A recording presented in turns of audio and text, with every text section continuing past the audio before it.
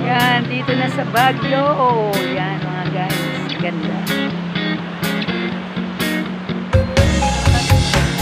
Ganda ng view. Lamig.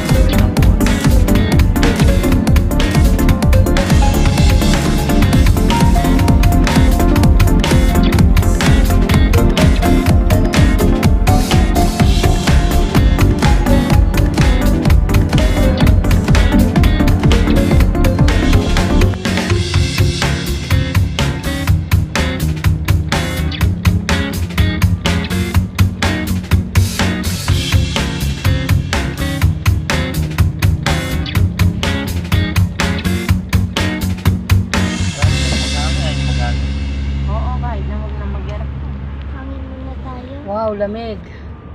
Init pa. Ay, hindi pa malamig. Palang kambingan ni Gemo kayo, Gemo.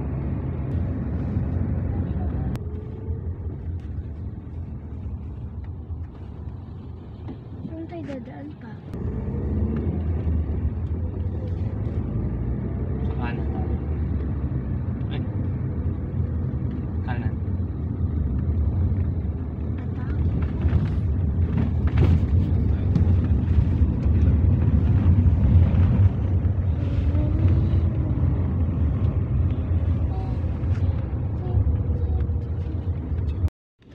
Hindi ko ma-picture.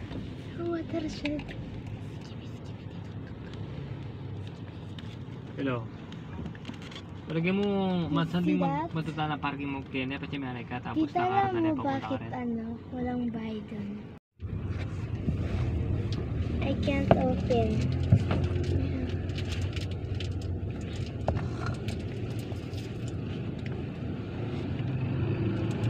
Tulad yan, nag-park dyan, tapos lalakarin ka lang.